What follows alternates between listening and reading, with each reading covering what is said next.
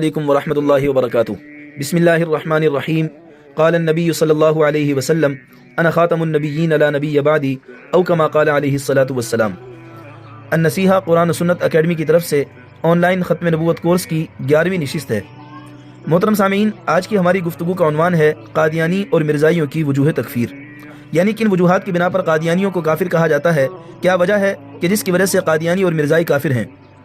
چنانچہ حضرت مولانا سید انور شاہ صاحب کشمیری رحمۃ اللہ علیہ نے فرمایا کہ مرزا قادیانی اور اس کے پیروکار 6 وجوہات کی بنا پر کافر ہیں، یعنی 6 چیزیں ایسی ہیں جو قادیانی میں پائی جاتی ہیں اور ان کی بنا پر انہیں کافر کہا جاتا ہے۔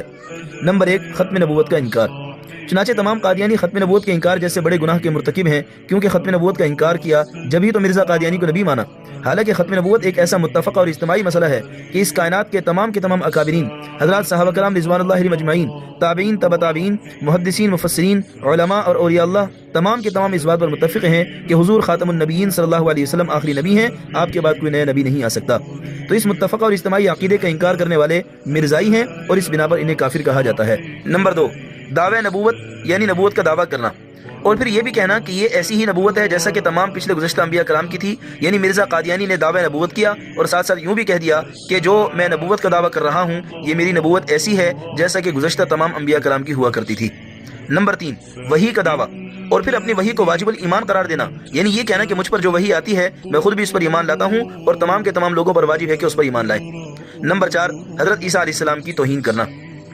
محترم سامعین، مرزا قادیانی نے حضرت عیسیٰ علیہ السلام کی شان میں انتہائی نازیبہ اور گستاخانہ الفاظ کہے، اور مقصد چونکہ یہ تھا کہ لوگ ان کے بجائے مجھے مسیح موعود مان لیں، اور اس کی خاطر اس نے عیسیٰ علیہ السلام کی شان میں بہت زیادہ کفریہ کلمات اور توہینی الفاظ استعمال کیے ہیں۔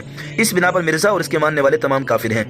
نمبر 5، حضرت صلی اللہ علیہ وسلم کی توہین۔ اس ناپاک شخص نے ہمارے نبی صلی اللہ علیہ وسلم کی ذات اقدس پر بھی گستاخانہ اور توہینی آمیز جملے بولے۔ پچھلی نشست میں یعنی سبق نمبر 10 میں تفصیل کے ساتھ اس بات کو بیان کیا گیا ہے کہ مرزا قادیانی نے حضرت عیسیٰ علیہ السلام اور ہمارے نبی حضرت محمد مصطفیٰ صلی اللہ علیہ وسلم کی ذات ببرکات کے بارے میں اس قدر نازیبہ اور گستاخانہ جملے بولے ہیں۔ تو حضور صلی اللہ علیہ وسلم کی شان کی توہین کرنا یہ ایک ایسا گھناؤنی جرم ہے کہ جس کی بنیاد پر قادیانیوں کو کافر کہا جاتا ہے۔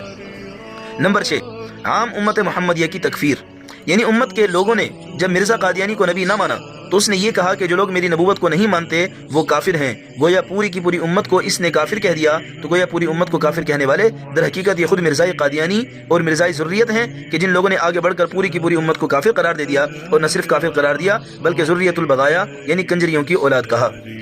تو لہٰذا یہ خود ہی کافر ہیں۔ ان 6 وجوہات کی بنا پر مرزا قادیانی اور اس کے ماننے والے تمام کے تمام کافر ہیں اور اس بنیاد پر انہیں کافر کہا جاتا ہے۔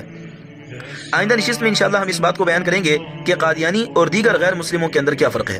عمومی طور پر ہمارے مسلمان بھائیوں کے ذہن میں یہ سوال خلجان کی صورت میں پیدا ہوتا ہے کہ جب دوسرے غیر مسلم بھی موجود ہیں جن میں ہندو بھی ہیں، سکھ بھی ہیں، عیسائی بھی ہیں، اسی طرح سے قادیانی بھی غیر مسلم ہیں، تو کیا وجہ ہے کہ قادیانیوں کے خلاف اتنے منظم انداز سے ان کا تعاقب کیا جا رہا ہے؟